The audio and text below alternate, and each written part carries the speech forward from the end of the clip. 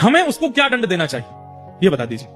तो पंडित जी बोले, अगर कोई भगवान का अपराध करता है तो राजा को उसका त्याग कर देना चाहिए, चाहे वो प्रजा में से हो, चाहे परिवार में से हो, कोई भी हो। ठाकुर जी का अपराध करने वाले को राजा को एक ही दंड देना चाहिए, क्या? उसका त्याग करो। राजा बोले ठीक है, अब आप जा सकते हैं। अब राजा मन में क्या विचार कर रहे हैं, मैंने इस हाथ से अपराध किया, अब मैं इस हाथ का त्याग करूं, इसको कटवाऊंगा। मैं कैसे कटवाऊंगा? स्वयं तो काट नहीं पाऊंगा, अपने हाथ को कैसे काटूंगा? किसी और से कहूंगा तो कोई काटेगा नहीं। तो राजा ने क्या युक्ति बनाई, मतलब देखिए कैसी भगवत परायणता है राजा के चित्त में।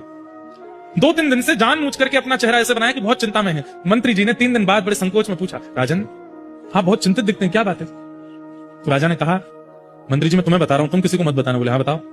रात में एक प्रेत मेरे कक्ष में आता है और उसका रूप स्वरूप नहीं दिखता, तो वो हल्ला करता है और खिड़की में से केवल अपना हाथ मुझे दिखाता है, और उसको देख करके मैं बहुत चिंतित होता हूं, भयभीत होता हूं, सामने आता नहीं है।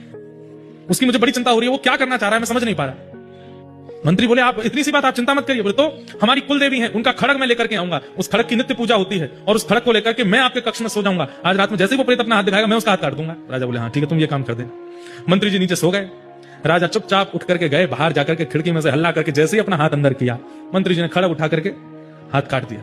रक्त की पिचकारी निकलने लगी, लेकिन राजा तो प्रेमाश्रुओं से रो रहा था, आनंद कर रहा था। मंत्री जी ने उठ करके देखा, बोले अरे ये कोई प्रेत नहीं है, तो हमारे राजा साहब हैं। चरणों में गिर गया, बोले भगवान आपने ऐसा क्यों किया?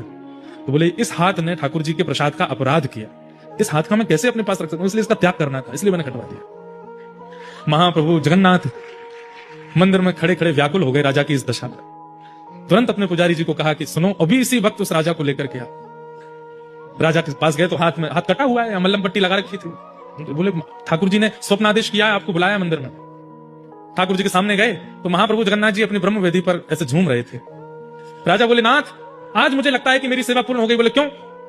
जैसे मेरे महाप्रभु के हाथ हैं, आज मेरा हाथ भी वैसा ही हो गया है। आपकी भुजा नहीं है, मेरी भी भुजा नहीं है, मैं भी वैसा ही हो गया हूं। लेकिन नाथ मैं आपको प्रणाम करता हूं। जैसे ही ठाकुर जी के सामने दंडवत किया, राजा का वह हाथ पुनः प्रकट हो गया। ठाकुर जी बोले, मैं तुमसे बहुत प्रसन्न, तुम्हारी इस भगवत परायणता पर मैं इतना प्रसन्न हूं, आज के बाद ऐसा कुछ मत करना, क्योंकि तुम्हारे चित्त में जो प्रेम मेरे प्रति है वो अद्भुत है।